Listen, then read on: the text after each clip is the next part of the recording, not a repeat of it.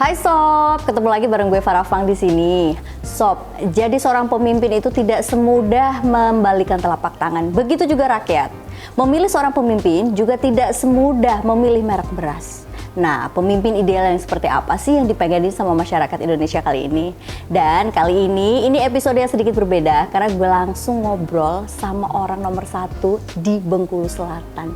Bapak Bupati Bengkulu Selatan, Pak Gusnan Mulyadi. Halo Pak. Halo juga. Assalamualaikum. Apa kabar? Sehat kabar ya baik. Pak? Oh sehat ya. Tapau cari tahu. Iya bener ya. Iya, akhirnya saya bisa bahasa Bengkulu Selatan. Tapau cerita terus apa kabar? Apa kabar? Kalau kita ngomong kayak gitu jawabannya apa nih Pak? Baik-baik. Sehat. Baik-baik sama ya. Baik-baik sehat. Nah Pak, ini kan kita pengen ngobrol supaya teman-teman atau sobat di rumah itu bisa lebih dekat gitu dengan Bapak. Aku pengen bongkar sedikit nih soal karir Bapak dulu sebagai bisa kepilih sebagai Bupati Bengkulu Selatan ini. Bisa dibilang berkah juga, tapi tidak lepas dari prestasi juga gitu. Mungkin boleh diceritakan sedikit kisah baliknya Pak? Yang pertama saya mencalonkan diri tahun 2008 sebagai Bupati, gagal. Ya gagal itu tidak membuat saya hancur, bahkan saya tambah semangat bahwa ada sesuatu yang salah, itu yang harus diperbaiki. Ya bahwa berani gagal itu adalah salah satu awal keberhasilan. Ya. Kemudian saya mencalon lagi bersama Pak Dirwan. Di periode yang kemarin saya jadi wakil bupati, kemudian menjadi bupati definitif dan mencalonkan lagi di pilkada yang tahun lalu kembali terpilih oleh rakyat. Ini berarti periode kedua Bapak ya? Periode kedua boleh dikatakan. Periode kedua, oke. Nah dari cerita kilas balik Bapak dari zero to zero boleh nggak sih diceritain? Jadi saya dulu benar-benar dari keluarga yang susah, kehidupan saya sangat susah. Kemudian saya bisa meningkatkan derajat hidup saya, baik di pendidikan maupun ekonomi. Lantas saya berpikir kalau saya bisa mengubah diri saya sendiri dari yang benar-benar tidak ada menjadi ada, berarti saya bisa merubah orang lain. Nah semangat itulah membuat saya berpikir bahwa saya harus mempunyai kewenangan lebih besar agar saya bisa merubah banyak orang. Kalau saya cuma sekedar sukses untuk diri saya sendiri, saya tidak bisa banyak merubah orang. Nah, makanya saya mencalonkan diri jadi bupati karena ini jalan bagi saya yang bisa saya lakukan untuk merubah banyak hal. Ya, karena saya kaya, saya tidak bisa bikin jalan, saya tidak bisa bikin jembatan, saya tidak bisa bikin gedung-gedung yang bermanfaat. Ya, saya tidak bisa memperbaiki pendidikan walaupun saya kaya.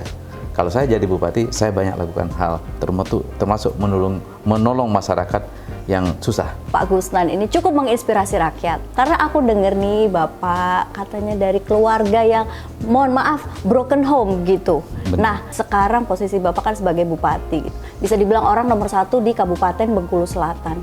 Berarti kan nggak semua keluarga dari broken home ini gagal gitu. Terbukti Bapak ini adalah sosok yang inspiratif. Betul sekali, saya dari keluarga broken home sebenarnya. Jadi saya masih sangat bayi, orang tua saya itu bercerai. Saya ikut ibu, dibesarkan ibu, kemudian ibu menikah lagi dengan ayah saya, ayah saya yang turut membesarkan saya. Kemudian beberapa tahun saya itu ikut nenek dan kakek. 1 tahun ibu saya menikah lagi, kakek saya meninggal. Saya ikut nenek di rumahnya itu ya. Syukur ada rumah, tapi kalau ukuran sekarang saya lihat kandang-kandang sapi yang bagus-bagus, apalagi di tempat-tempat kandang-kandang kambing yang modern, saya rasa hampir mirip-mirip lah itu. Ya saya syukuri, ya dindingnya itu gede, atap sebagian daun, di bawah juga lantainya papan, dan kalau hujan air berembus ke dalam. Saya dibesarkan di sana dan nenek saya meninggal, saya masih usia sangat 12 tahun, saya harus sudah bisa cari hidup sendiri. Apa yang Bapak lakukan di usia itu nih Pak, untuk bisa bertahan hidup gitu, sementara orang tua nggak ada, nenek juga meninggal? Orang tua ada, tapi orang tua berpisah kan di ini. Ibu saya kan bersama ayah saya yang membesarkan saya. Berarti ikut ayah sambung seperti itu? Iya, saya nggak ikut, saya sendiri, hidup sendiri. Oh, oke. Saya tinggal di rumah nenek yang tadi, yang tadi saya bilang sangat sederhana itu. Jadi di sana saya survive dalam arti kata kalau saya mau makan ya saya nyari gitu. Kalau mau makan ikan ya mancing. Ya kalau mau belanja ya upahan gitu loh. Jadi buruh tani. Kalau mau Di usia 12 tahun itu ya? Oh ya harus, kan harus. Saya ngangkat bata, ini lecet semua nih. Ngangkat bata, upah ngangkat bata, bersihkan kebun orang, ya. Bagaimana dengan pendidikan? Masih Jualan jalan es juga? keliling. Oh, pendidikan. Jadi sambil bekerja tetap sekolah jalan? Saya pendidikan itu belum pernah saya tuh di bawah rata-rata. Walaupun sesulit apapun. Nggak pernah saya itu, dan saya nggak mau di bawah rata-rata. Saya harus di atas rata-rata. Walaupun saya tidak menjadi the best. Itu target saya. Ini salah satu prinsip Bapak juga sih kalau saya dengar ya. Jadi orang itu nggak boleh rata-rata, ini harus di atas rata-rata gitu. Rata-rata. Selalu begitu ya Pak Selalu ya? begitu. Ini memang benar-benar bisa dicontoh dan juga jadi inspirasi nih Sob. Nah terus abis itu gimana Pak menjalani karir? Karena Bapak kan mestinya harus kuliah juga, menempuh jenjang yang lebih tinggi untuk bisa jadi bupati kan? Iya. Tamat SMA, di SMA saya punya cita-cita nggak banyak sebenarnya. Saya ingin menjadi peternak bebek. Peternak bebek. Iya, karena saya melihat kondisi orang tua yang sangat sulit, yang tidak mungkin menguliahkan saya gitu loh. Dan saya juga harus survive sendiri. Saya ingin jadi peternak bebek waktu itu. Saya sudah hitung-hitung kalau peternak bebek sekian tahun saya pasti udah bisa sukses. Nih. Karena saya sudah belajar, di SMA saya sudah belajar bagaimana menetaskan bebek, membuat mesin tetas sendiri. Saya sudah belajar itu dengan membaca buku. Kemudian orang tua saya, ayah saya yang ayah tiri ini, katakan saya, kalau kamu mau kuliah, kamu harus tes di negeri. Tapi kalau kamu tidak lulus negeri, saya tidak bisa kuliahkan. Ya. Saya tes negeri, ternyata lulus. Di antara sekian ribu orang ya salah satunya saya yang lulus. Karena balik lagi Bapak bukan yang rata-rata gitu ya Pak ya? Saya nggak mau jadi rata-rata. Dan akhirnya berawal dari sana? Iya, di sana saya kuliah, saya besar, ya, dan saya kuliah itu sambil kerja di bengkel. Karena saya tidak bisa terlampau berharap banyak dari orang tua. Karena bukan dia tidak mau ya, karena ketidakmampuan. Jadi saya harus mencari solusi. Jadi masuk kuliah saya dulu ada usaha charger aki ya. Saya buka itu kerjasama dengan orang. Kemudian saya kerja di bengkel radiator dan bengkel dinamo. Jadi saya kerja di sana dari pagi sampai sore. Cuma saya kuliah. Balik lagi malam-malam juga kadang kerja lagi sana, karena kalau nggak itu saya nggak bisa makan, mau tak mau itu saya lakukan. Terus pada akhirnya apa yang membuat Bapak kepengen terjun di dunia politik gitu? Karena tadi saya terjun ke dunia politik itu karena saya berpikir bahwa saya bisa merubah diri saya sendiri, dan metodenya saya sudah pelajari bagaimana merubah diri. Saya tanya dengan istri. Saya bilang, saya ingin mencalonkan diri begini-begini. Apa alasannya? Saya sebutkan alasannya yang tadi saya sampaikan. Terus, kamu ikhlas nggak? Dia tidak bisa menjawab. Karena risikonya, apabila saya masuk ke dunia politik, ini laksana judi, ini judi yang sangat besar. Karena judi yang tidak akan mungkin dikembalikan lagi. Karena kos politik sangat besar. Ya, sosialisasi, menaikkan popularitas saja bukan gampang, Pak. Butuh effort yang luar biasa. Jadi kemungkinan bahwa harta habis itu 100% kalau main di politik. Ya, kemungkinannya bukan 90 enggak, habis 100%. Harta habis pun belum tentu menang. Nah, belum tentu menang. Harta habis belum. Yang terakhir, karena ini menyangkut kekuasaan, biasa ada keserakaan yang bicara. Pada saat keserakaan bicara, maka nyawa pun itu terancam. Tidak sedikit kita mendengar bahwa beberapa politikus dunia itu terancam nyawanya. Di posisi Bapak yang sekarang sudah bisa dibilang ya sukses untuk bisa menjadi bupati di daerah Bapak gitu ya, Bengkulu Selatan. Biasanya nih Pak, orang kalau udah di atas kan ada anginnya, harta, tahta, wanita. Nah ini gimana nih menurut Bapak sendiri? Harta, tahta, wanita itu satu kesatuan yang melekat pada diri manusia. Wanita di sini dalam tanda kutip bukan negatif, harta dalam negatif, juga tahta bukan negatif. Tapi ini memang harus menjadi salah satu penyemangat bagi kita bahwa dengan ini kita bisa berbuat. Ya, kalau katakanlah tadi seperti tahta, saya sampai berani berkorban harta untuk mendapatkan itu. Gadain gaji. Gadain gaji semuanya karena bukan karena tahtanya ingin saya raih. Tapi tahta itu adalah alat saya untuk memenuhi kewajiban saya sebagai makhluk Tuhan yang harus menjadi rahmatan lil alamin. Ya, menjadi rahmat seluruh sekalian alam. Jadi harta harus saya ambil, tahta harus saya ambil gitu. Kalau saya tidak ambil tahta, bagaimana saya punya kewenangan? Nah ini, jadi begitu pun harta harus saya cari. Kalau saya tidak punya harta, nggak mungkin saya bisa calon bupati. Ya kan, nggak mungkin, karena semuanya butuh kos. Begitupun wanita harus saya keep. Wanita yang baik, yang menyupport saya, yang mendorong saya, yang tidak bikin pusing, harus saya keep. Itu maksudnya. Nah, kesalahan kita berpikir negatif terhadap hal ini. Berpikir wanita, Godaan. iya godaan, begini hura-hura sama wanita. Berpikir tahta, keserakaan yang diutamakan untuk kepentingan pribadi. Tahta untuk berkuasa, Jabatan. bukan untuk mengabdi. Nah itu beda. Semuanya tuh bisa dirubah dengan hal yang positif kok. Tidak mungkin Allah itu, Tuhan itu tidak membuat rencana yang besar untuk saya menjadi perpanjangan tangan beliau sebagai makhluknya, sebagai khalifahnya di bumi. Kalau saya tidak dibuat hidup begitu tergencet, begitu susah.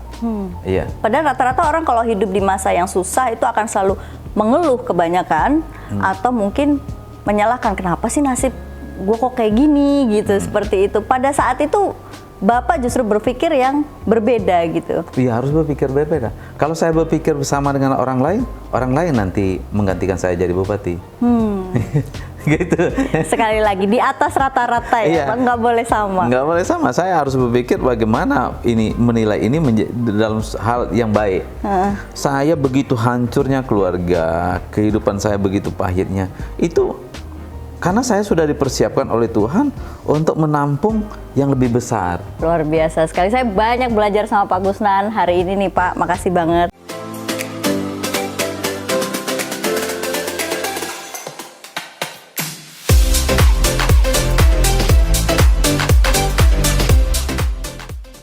Kita masuk ke sesi Viral of the Week nih Pak. Ada antrian membludak di IGD Rumah Sakit Darurat Wisma Atlet dan daerah lainnya mungkin di Indonesia nih ya. Tanggapan Pak Gusnan sendiri seperti apa? Ini kan artinya berarti COVID mulai nambah terus setiap harinya. Khusus yang itu, jangan pernah menyalahkan pemerintah.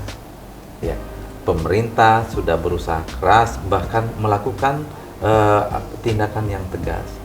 Sekarang masyarakat harus mengkoreksi diri sendiri, balik kembali diri sendiri bahwa kesehatan ini bukan kebutuhan orang lain, tapi kebutuhan kita. Jadi mari sama-sama jaga diri ke dalam. Timbulkan kesadaran itu kepada seluruh masyarakat Indonesia. Kalau itu cinta terhadap diri sendiri sudah tumbuh, tidak akan mungkin kita menebarkan ke orang lain. Tidak akan mungkin kita membuat penyebab orang lain tertular. Itu kita mengkeep diri kita sendiri, itu udah situ saja kuncinya kalau mau sukses Indonesia. Tapi kalau masyarakatnya masih seperti ini, tidak ada yang peduli, jangan harap Indonesia bisa keluar dari kemelut. Baik, berikutnya ini ada viral dari Bupati Solok yang katanya ngamuk di puskesmas lantaran UGD nggak buka 24 jam. Nah ini harusnya kan UGD bukanya 24 jam nih Pak. Si Bupati Solok ini ngamuk karena pada saat itu ada yang ditolak. Padahal masih jam 5 sore, ini adalah masih jam dinas. Tapi alasannya jam dinas udah berakhir. Padahal dicek masih jam 5 sore. Nih, menurut Bapak sendiri gimana? Kalau hal ini terjadi di Bengkulu Selatan, apa yang akan Bapak lakukan? Terus kira-kira mesti ditindak tegas dengan cara seperti apa nih Pak? Kalau saya berhadapan dengan itu, saya jarang sekali ngamuk ya.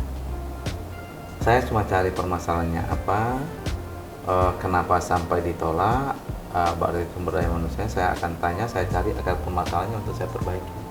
Walaupun memang saya pasti akan marah ya, karena layanan itu ini kan layanan untuk masyarakat. Tapi kita coba berinovasi bahwa layanan pertama itu ada tingkat masyarakat, kita bentuk bidan-bidan atau perawat di desa. Nanti ini yang melakukan deteksi langsung ke masyarakat. Nah, kalaupun ada, maka saya buka jalur. Saya buka jalur komunikasi, masyarakat bisa telepon saya 24 jam. Jadi saya bupati yang nomor teleponnya ada di mana-mana dan saya angkat semuanya. Langsung Bapak sendiri yang angkat. Nanti saya gitu, kalau memang ada terjadi gini, biasanya kalau memang urgent, saya yang kirim ambulan, bukan pasien yang ngetok puskesmas. Bapak yang kirim ambulan. Kirim ambulan, luar biasa emang Pak Gusnan ini. Ada apa-apa saya jemput pasiennya. Kamu segera ke sana, kirim ambulan, rumah sakit atau puskesmas terdekat, kita yang jemput. 24 jam kita lakukan. Bahkan kalau memang belum ada, saya sendiri yang datang, saya jemput. Tidak sedikit saya itu menjemput orang sakit di rumah itu saya sendiri. Ya. Jadi dalam hal ini saya tidak menyalahkan, Pak Bupati itu bagus. Saya juga akan menyampaikan hal yang sama, tapi yang saya tahu itu marah-marah tidak akan menyelesaikan masalah. Pak, hari ini saya benar-benar luar biasa. Bapak mau mampir ke studio yang ala kadarnya ini, mau podcast bareng sama saya. Saya dapat banyak sekali inspirasi dari Bapak. Banyak semangat baru yang setiap ketemu Bapak pasti ada semangat baru yang menggebu-gebu. Semoga kisah Bapak ini menjadi inspirasi untuk semua masyarakat Indonesia dan karir Bapak juga terus berkembang, melejit dan semoga rezekinya lancar ya Pak ya. Semua bisnis dan semua usahanya selalu dilancarkan. Nah, jadi ACC ya Pak, calon mantu. Terima kasih Pak Gusnan. Sudah ada nomor telepon Alfa.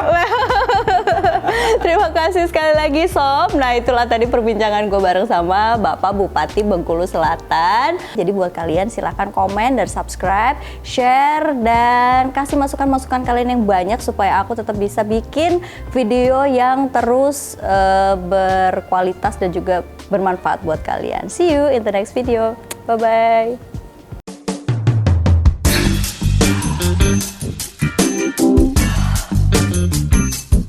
Bapak pilih istri atau rakyat? Ya, istri lah. Istri ya, karena dari istri Bapak bisa ngomong rakyat gitu ya. Emang ini salah satu sosok terpenting. Baik, berikutnya mobil mewah atau moge? Tidak dua-duanya. Kalau seandainya disuruh pilih ini, mobil mewah atau moge? Mobil mewah. Mobil mewah, nggak suka naik motor Pak? Saya tidak bisa bawa rakyat. Oh, kalau mobil mewah bisa ngangkut ya Pak. Wah, luar biasa sekali. Lagi-lagi rakyat ya. Wah, salut. Oke, berikutnya. Pilih olahraga atau meeting penting? Meeting. Meeting? Yeah. Olahraga kan kesehatan juga. Tadi katanya harus cinta sama diri sendiri. Saya bisa lakukan setelah meeting. Setelah meeting. Selalu ada celah ya. Oke, baik. Bonus atau prestasi? Prestasi. Prestasi. Tapi prestasi menghasilkan bonusnya nggak mau diambil? Saya tidak menghargai proses, hasil pasti akan mengikut. Luar biasa. Baik, politik atau bisnis? Politik. Pensiun atau lanjut? Berkarir sampai mati. Berkarir sampai mati. Di board, garis bawah. Syahrini atau Luna Maya? Luna Maya. Luna Maya? Enggak, Syahrini imut-imut juga tuh Pak. Luna Maya perjuangannya jatuh bangunnya lebih jatuh bangunnya lebih luar biasa lebih ya. luar biasa. Luna Maya atau Farah Fang? Nah ini kayaknya semua masyarakat Indonesia juga tahu siapa yang dipilih, nggak usah ditanya ya. Oke, cantik atau pinter? Cerdas. Pilih yang pinter ya. Pinter, fisik kurang? Fisik itu tidak punya arti. Pinter berarti? Pintar berarti bisa membuat fisiknya bernilai lebih? Iya, bernilai lebih. Luar biasa. Tangan buntung, tapi kalau ininya cerdas, dia bisa membuat tangan palsu untuk kebutuhannya. Betul banget Pak. Pilih dangdut atau rock? Saya dua-duanya. Dua-duanya? Disuruh pilih salah satu yang lebih berat? Rock. Pilih rock. Ya ngomongin rock nih, rock mini atau high heel? Rock mini atau high heel? Bisa semua. Istri minta dibelanjain, pilih mana, rock mini atau high heel? Nah, bisa kan Pak dalam semua hal? High heel ya. Oke, baik. Terakhir nih, pilih di atas apa di bawah? Tergantung. Tergantung apa nih Pak? Enggak, danau di atas, danau di bawah, tengah-tengah, dan singkara. Apa mau di atas mau di bawah, nan penting sama-sama lama. Iya. Jadi begini maksudnya begini. Yang ini ya. Mau di atas mau di bawah yang Mau di penting atas. sama-sama lama. Iya, mau di atas mau di bawah yang penting sama-sama enak. Ya kan, sama-sama enak. Ada dua pengertian. Yang pertama kalau saya seorang pemimpin, ya kalau saya seorang pemimpin, ya yang penting saya di atas itu bukan soal. Saya di bawah pun soal. Yang penting sama-sama enak, rakyat enak, pemimpin enak. Ya kan? Ya. Itu intinya. Ya kalau di sisi pemimpinan, kalau di sisi yang lainnya kira-kira begitu juga.